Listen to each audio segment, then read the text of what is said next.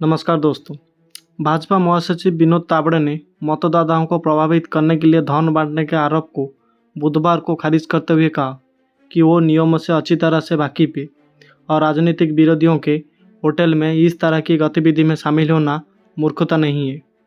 विधानसभा चुनाव से कुछ घंटे पहले बहुजन विकास आघाड़ी के जो नेता हितेंद्र ठाकुर ने मंगलवार को तावड़े पर मतदाताओं को लुभाने के लिए मुंबई से 60 किलोमीटर दूर विरार के एक होटल में 5 करोड़ रुपए बांटने का आरोप लगाया।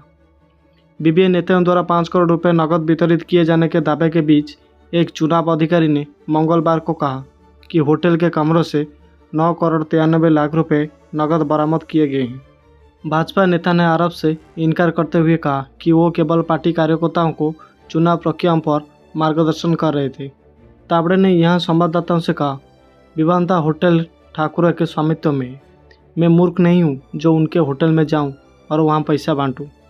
भाजपा नेता ने कहा कि वो 40 वर्षों से राजनीति में है और नियम एवं विनियम से परिचित है, विशेषकर चुनाव से पहले के मौन काल से।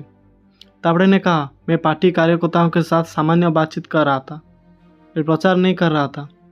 भाजपा नेता ने कहा कि वो केवल पार्टी कार्यकर्ताओं के साथ मतदान प्रक्रिया के बारे में चर्चा कर रहे थे। विपक्ष की महाविकास आघाड़ी के जो नेताओं हैं उनको चुनाव आयोग से व्यापक जांच की मांग की है।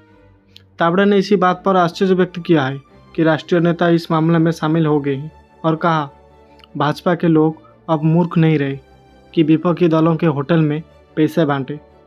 उन्हें ये बात समझ लेनी चाहिए, ये दोहराते हुए कि उनके पास कोई पैसा नहीं मिला।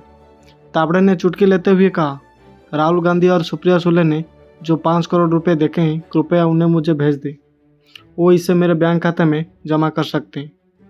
पुलिस ने पालघर के होटल में मतदाताओं को कथित तौर पर नकदी बांटने के सिलसिले में तावड़े, भाजपा उम्मीदवार राजन नाइक और अन्य के खिलाफ मंगलवार को 2 प्राथमिकता दर्ज की है। कथित तौर पर एक प्रेस कॉन्फ्रेंस को संबोधित करने की कोशिश करने के लिए भाजपा और बहुजन विकास आघाड़ी के पदाधिकारियों के खिलाफ एक अलग प्राथमिकता दर्ज की गई है। विधानसभा चुनाव के लिए लागू चुनाव आचार संहिता के कथित उल्लंघन के लिए पालघर जिले के तुलिंज पुलिस स्टेशन में 3 मामले दर्ज किए गए। महाराष्ट्र विधानसभा चुनाव पश्चिम राज्यों में खंडित राजनीतिक परिदृश्यों की पृष्ठभूमि में होंगे, जहां शिवसेना और एनसीपी उद्धव ठाकरे और शरद पवार वोटिंग के खिलाफ उतरेंगे, जबकि भाजपा और कांग्रेस अपनी छाप छोड़ने की पूरी कोशिश करेंगे।